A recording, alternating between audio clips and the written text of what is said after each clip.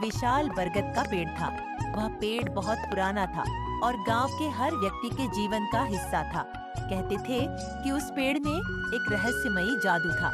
वहाँ एक छोटा लड़का आरव रोज शाम को खेलता और अपनी कहानियों की दुनिया बनाता। आरव अपनी माँ को खो चुका था और उसके पिता काम में व्यस्त रहते थे। पेड़ ही उसकी दुनिया था और उसकी शाखाएं उसके सबसे अच्छे दोस्त। लेकिन उसे यह नहीं पता था कि इस पेड़ के ऊपर एक रहस्यमयी पंछी रहता है जिसे कोई देख नहीं सकता। एक शाम जब आरव बरगद के नीचे बैठा था, उसने हल्की सी आवाज सुनी। तुम यहाँ हर दिन क्यों आते हो? एक मीठी और गूंजती आवाज सुनाई दी। आरव चौंका और चारों ओर देखने लगा। तभी उसने पेड़ की एक ऊंची शाखा पर एक चमकता हुआ पंछी देखा। वह पंछी सुनहरे पंखों वाला था और उसकी आंखों में गहराई थी। तुम कौन हो? आरव ने डरते हुए पूछा। पंछी ने मुस्कुराते हुए कहा, मैं इस पेड़ का रखवाला हूँ, लेकिन मैं तुम्हारे जैसा कोई प्यारा इंसान पहली बार देख रहा हूँ। मैं एक जादुई पंछी हूँ। आरव और पंछी के बीच गहरी दोस्ती हो गई। पंछी ने उसे बताया कि वह केवल उन लोगों को दिखता है जिनके दिल में सच्चाई और मासूमियत होती है। पंछी ने आरव को जादुई कहानियाँ सुनाई और आरव ने उसे अपने सपनों के बारे में बताया। एक दिन पंछी ने कहा, आरव, मेरी उम्र पूरी हो चुकी है। मेरी ताकत धीरे धीरे खत्म हो रही है। मैं बस एक आखिरी उड़ान भर सकता हूँ। आरव दुखी हो गया। उसने कहा, लेकिन आप हमें छोड़कर क्यों जा रहे हैं?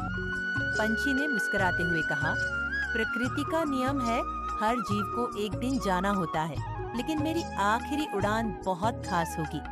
क्या तुम मेरी मदद करोगे? आखिरी उड़ान की तैयारी। पंछी ने आरव को बताया कि उसकी आखिरी उड़ान गांव के सभी दुखों को दूर कर सकती है। मैं गांव में खुशहाली और शांति लाना चाहता हूँ, लेकिन इसके लिए तुम्हारी मदद चाहिए। आरव ने तुरंत हामी भर दी। पंछी ने आरव को एक खास मंत्र दिया और कहा, जब मैं उड़ान भरूं, तुम इस मंत्र को बोलना। इससे मेरी जादुई ताकत गांव पर बरसेगी। अगली सुबह पूरा गांव एकत्र हुआ। पंछी ने अपनी आखिरी उड़ान भरी। उसकी सुनहरी पंखों से किरणें निकलकर गांव में फैलने लगीं। आरव पढ़ा और देखते ही देखते गांव में सब कुछ बदल गया। सूखी नदियां बहने लगी, खेत हरे भरे हो गए और गांव के लोग खुशियों से झूम उठे। पंछी धीरे धीरे आसमान में गायब हो गया, लेकिन उसकी रोशनी गांव के हर कोने में बसी रही। आरव की आंखों में आंसू थे, लेकिन उसके दिल में गर्व था। आरव ने पंछी को अलविदा कहा और उसका वादा निभाया कि वह इस जादू का सम्मान करेगा।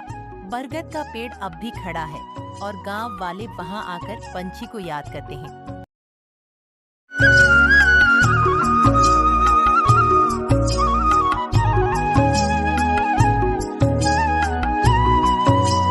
यह कहानी एक छोटे से गांव के स्कूल की है, जहां 4 दोस्तों का छोटा सा समूह था। ये सभी बच्चे अलग अलग स्वभाव के थे, लेकिन उनकी दोस्ती अटूट थी। एक दिन गांव में एक बड़ा इवेंट होने वाला था, गांव का सालाना मेला।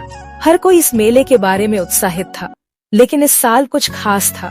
गांव में आने वाला एक बड़ा पुराना खजाना था, जिसे कई सालों से कोई नहीं खोज पाया था। इसके बारे में कई कहानियां फैली हुई थी और हर कोई यह जानने के लिए उत्सुक था कि वह खजाना कहाँ छुपा है। मुझे लगता है कि हमें इस खजाने को ढूंढने के लिए एक टीम बनानी चाहिए। मुझे यकीन है कि हम इस रहस्यमय खजाने तक पहुंच सकते हैं। क्या तुम पागल हो आदू? तुम जानते हो खजाना तो काफी पुराना है, कोई नहीं जानता कि वो कहाँ है। मुझे लगता है कि हम ऐसा कोई रास्ता खोज सकते हैं जिसमें हमें बहुत मेहनत न करनी पड़े। सच्चाई हमेशा हमें सही रास्ता दिखाती है। अगर हम इस खजाने को ईमानदारी से ढूंढेंगे तो हमें जरूर सफलता मिलेगी। कुंभकर्ण, सच कहूँ तो मुझे खजाने से ज्यादा खाने की चिंता है। वैसे भी हम इसे खोजने में लगेंगे तो समय कहाँ मिलेगा खाने की। इसे तो सिर्फ खाने की ही पड़ी है। सभी दोस्त मिलकर खजाना खोजने का तय करते हैं, लेकिन इसके लिए उन्हें एक योजना बनानी होती है। दूसरे दिन ये चारों दोस्त जंगल की ओर रवाना होते हैं, जहाँ खजाना छुपा होने की संभावना जताई गई थी। जंगल में घने पेड़, शूल और अजीब आवाजें थी, लेकिन वे डरते नहीं थे। आदू देखो, हमें इस जंगल को ध्यान से पार करना होगा। जंगल में बहुत सारी रहस्यमयी चीजें हो सकती हैं। चलिए, मैं सबसे पहले रास्ता तय करता हूँ। मैं हमेशा सबसे जल्दी रास्ता खोज लेता हूँ। हैरी, तुम हमेशा तेज भागते हो, लेकिन हमें ध्यान से चलना होगा। सभी दोस्त ने अपनी अपनी राय दी और जंगल के अंदर कदम रखा। हर्ष और आदित्य ने सबसे पहले जंगल का रास्ता तय किया। माया और कुंभकर्ण थोड़ा पीछे रह गए। माया ने कुंभकर्ण से पूछा, तुम तो हमेशा मजाक करते हो, आज तुम क्या सोच रहे हो? मुझे बस ये समझ नहीं आता कि अगर खजाना इतना कीमती था तो क्या हम उसकी तलाश करने वाले पहले लोग हैं? ये खजाना एक परीक्षा की तरह है। हमें नहीं पता कि हम क्या ढूंढेंगे, लेकिन हमें अपनी दोस्ती और ईमानदारी के साथ आगे बढ़ना होगा। इतने में हर्ष और आदित्य एक संदूक की ओर बढ़ते हैं। हर्ष उत्साहित होकर कहता है, यह तो वही संदूक लग रहा है। मुझे लगता है कि खजाना यही है। रुको, हम नहीं जानते कि यह संदूक सुरक्षित है या नहीं। हमें पहले जांच करना चाहिए। आदित्य संदूक के पास जाता है और उसे खोलने की कोशिश करता है। तभी अचानक एक तिरछट्टा गिरता है और संदूक से एक आवाज आती है। अचानक संदूक के अंदर से एक चिट्ठी निकलती है जिस पर लिखा था, सच्चाई ही तुम्हारा खजाना है, इसे खोजो और अपने दिल में रखो। सभी बच्चे चौंक जाते हैं। हर्ष का चेहरा उतर जाता है क्योंकि वह एक आसान रास्ते। आदित्य मुस्कुराते हुए कहता है, सच्चाई ही असली खजाना है। हमें यह महसूस हुआ कि हम जिस खजाने के पीछे भाग रहे थे वह सिर्फ एक भ्रम था। हमने जो रास्ता अपनाया वही सच्चा था और ये हमारी सबसे बड़ी सफलता है। जब वे वापस गांव लौटते हैं तो वे महसूस करते हैं कि सबसे महत्वपूर्ण चीज जो उन्होंने खोजी वह थी एकता, ईमानदारी और सच्चाई। गांव वाले यह देखकर हैरान थे कि इन बच्चों ने खजाना तो नहीं पाया, लेकिन वे सच्चाई की शक्ति को समझ चुके थे। मैं तो हमेशा खाने के बारे में सोचता था, लेकिन अब समझ आया कि सच्ची खुशी क्या होती है। दोस्तों, वीडियो पसंद आया हो तो वीडियो को लाइक एंड चैनल को सब्सक्राइब जरूर करें। धन्यवाद। जंगल का रहस्यमय रहबर घने जंगल के किनारे एक छोटा सा गांव था। गांव के बच्चों को अक्सर जंगल में न जाने की हिदायत दी जाती थी क्योंकि वहां कुछ अजीब घटनाएं घटती थीं।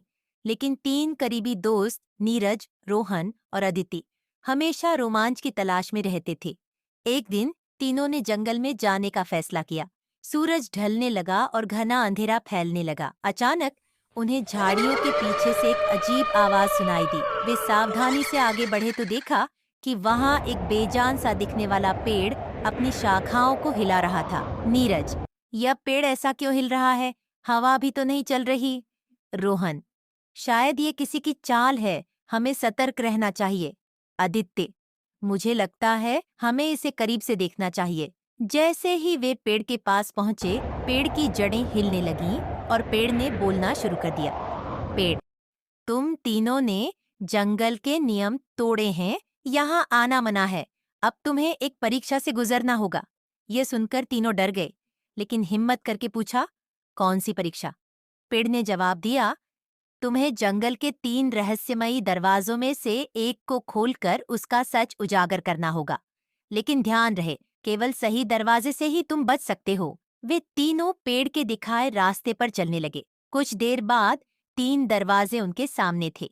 पहला दरवाजा आग से घिरा था, दूसरा सांपों से और तीसरे से चीखने की आवाजें आ रही थीं। नीरज, आग वाले दरवाजे से बचना चाहिए। रोहन, सांप भी खतरनाक है, हमें तीसरे दरवाजे की तरफ जाना चाहिए। आदित्य ने सोचा और कहा, हमें सोच समझकर फैसला करना होगा, ये एक चाल भी हो सकती है। तीनों ने तीसरे दरवाजे को छूना। अंदर का दृश्य चौंकाने वाला था। वहां एक बुजुर्ग रहस्यमय व्यक्ति बैठा था। बुजुर्ग, तुमने सही दरवाजा चुना है। मैं इस जंगल का रक्षक हूँ। जो लोग लालच या डर में आकर गलत दरवाजे चुनते हैं, वे यहाँ फंस जाते हैं। लेकिन तुमने धैर्य और बुद्धिमानी से काम लिया, अब तुम सुरक्षित लौट सकते हो। तीनों ने राहत की सांस ली। जंगल से बाहर निकलने के बाद उन्होंने यह बात समझी कि डर और लालच को काबू में रखना जरूरी है। नैतिक शिक्षा, सही फैसले लेने के लिए धैर्य, समझदारी और साहस जरूरी है। मुश्किल हालात में भी शांत रहकर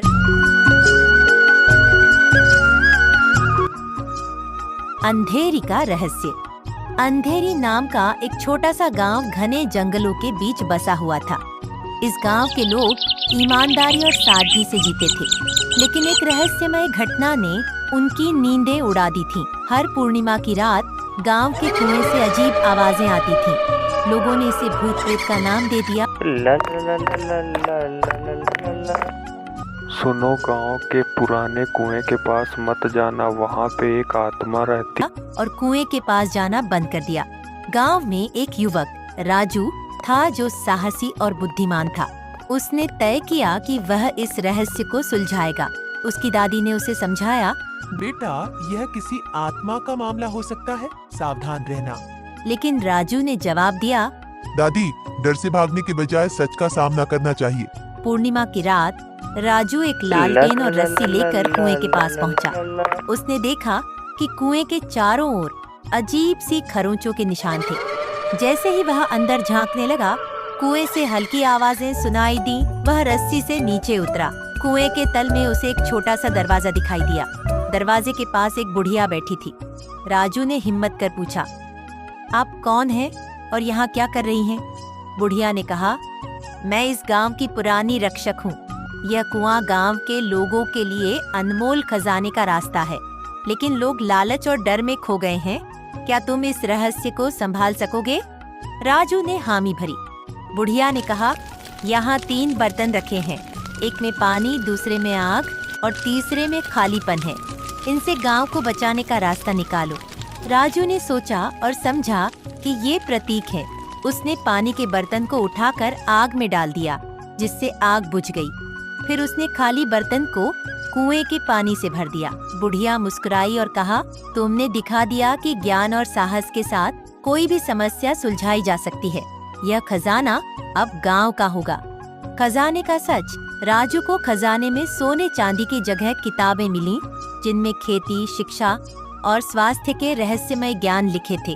उसने गांव वालों को यह बात समझाई कि असली खजाना ज्ञान है, जो पीढ़ियों तक साथ रहता है। नैतिक शिक्षा, डर और लालच के बिना अगर हम साहस और बुद्धिमत्ता से काम लें, तो हर समस्या का समाधान पाया जा सकता है। असली खजाना धन नहीं, बल्कि ज्ञान और एकता है।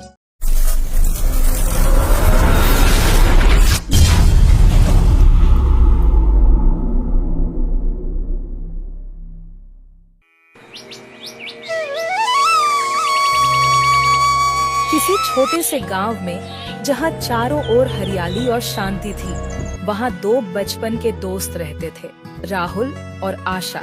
यह गांव ऐसा था जहां हर कोई एक दूसरे से भली भांति परिचित था और रिश्ते इतने गहरे थे कि लोग एक दूसरे की खुशी और दुख में शामिल होते थे। गांव के हर बच्चे का सपना था कि वह राहुल और आशा की तरह दोस्ती करे, क्योंकि उनका रिश्ता सभी के लिए आदर्श था।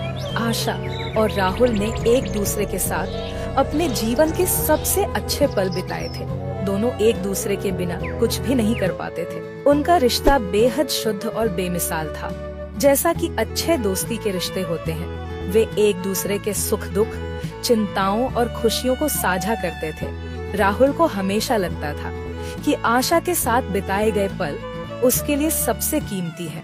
एक दिन जब दोनों चुपचाप गांव के बाहरी हिस्से में एक पेड़ के नीचे बैठे थे, राहुल ने आशा से पूछा, तुम्हें कभी ऐसा लगा है कि हम हमेशा एक दूसरे के साथ रहेंगे? आशा ने मुस्कुराते हुए कहा, मैंने कभी नहीं सोचा, क्योंकि जब तक तुम मेरे पास हो, मुझे और किसी चीज की कमी नहीं है। राहुल ने हंसते हुए कहा, क्या तुम कभी मुझे छोड़कर जाओगी? आशा ने उसकी ओर देखा और उसकी आंखों में एक पल के लिए कुछ बदलता हुआ सा दिखाई दिया, लेकिन फिर उसने जल्दी से कहा, नहीं, कभी नहीं। लेकिन राहुल नहीं जानता था कि जो वह सोच रहा था वह सच्चाई के बहुत पास था, लेकिन वह सच्चाई उसके लिए एक बहुत बड़ा झटका बनने वाली थी। कहानी में मोड़ तब आता है जब एक दिन गांव में एक अजनबी व्यक्ति आता है। उसका नूर और उसकी आंखों में कुछ ऐसा था जो किसी को भी खींच सकता था। वह बहुत ही रहस्यमय था, किसी को भी खींच सकता था और गांव वालों के बीच कुछ समय के लिए चर्चा का विषय बन गया। अरुण का आना आशा और राहुल के लिए एक बड़े बदलाव का कारण बना। राहुल को हमेशा से आशा से बहुत गहरी दोस्ती थी, लेकिन अरुण के आने के बाद आशा की नजरें कहीं और होने लगी। वह पहले जैसी नहीं रही।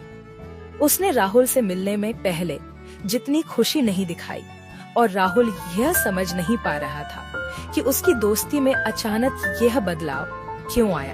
एक दिन राहुल ने आशा से सीधे पूछा, क्या कुछ बदल गया है? क्या तुम मुझसे कुछ छिपा रही हो? आशा ने उसकी आंखों में देखा, लेकिन उसके चेहरे पर कोई भाव नहीं था। वह सिर्फ कह पाई, कुछ नहीं बदला, बस मुझे और वक्त चाहिए। राहुल को लगा जैसे किसी अजनबी ने उसके और आशा के बीच एक दीवार खड़ी कर दी हो। उसे ये समझ में नहीं आ रहा था कि जो कभी इतना गहरा और मासूम रिश्ता था, वह अब क्यों बदलने। वह दिन और वह रातें राहुल के लिए बेहद कठिन हो रही थी। वह लगातार यह सोचता रहा कि आखिर आशा के साथ क्या हो रहा है, क्यों वह अब पहले जैसी नहीं रही। क्या अरुण का कोई गहरा संबंध है जिसे वह नहीं समझ पा रहा है। एक दिन राहुल ने ठान लिया कि वह इस रहस्य को जानकर रहेगा। उसने आशा से फिर पूछा, क्या तुम मुझसे सच में कुछ छिपा रही हो? इस बार आशा के चेहरे पर कुछ और ही गहरा दर्द था। उसने राहुल की ओर देखा और बोली, राहुल, तुमसे कुछ छिपाने का मेरा कोई इरादा नहीं था, परंतु तुम्हें जानकर दुख होगा कि मैं अरुण के बारे में कुछ खास नहीं बता सकती। राहुल हैरान था। क्यों नहीं? क्या तुमने मुझे कभी विश्वास नहीं किया? आशा की आंखों में आंसू थे। उसने धीरे से कहा, राहुल, मैं तुम्हें बहुत प्यार करती हूँ, लेकिन मैं एक बहुत बड़ी मुश्किल में हूँ। अरुण सिर्फ मेरे जीवन का हिस्सा नहीं है, वह मेरे अतीत से जुड़ा हुआ है। वह मेरे भाई का दोस्त है और वह मेरे परिवार की मदद के लिए यहाँ आया है। हम बहुत परेशान हैं। राहुल को आशा का दर्द समझ में आया, लेकिन उसकी दिल की चोट बहुत गहरी थी। उसे यह स्वीकार करने में मुश्किल हो रही थी कि उसकी दोस्ती अब पहले जैसी नहीं रही। राहुल का दिल टूट चुका था, लेकिन वह जानता था कि अगर उसे आशा को बचाना है तो उसे अपने अतीत के दर्द को पीछे छोड़कर आगे बढ़ना होगा। उसने एक दिन अपने दिल की बात आशा से कही, मैं जानता हूँ कि तुम किसी और मुश्किल में हो, लेकिन क्या तुमने कभी सोचा है कि मैं तुम्हारे बिना क्या करूँगा? आशा ने सिर झुकाकर कहा,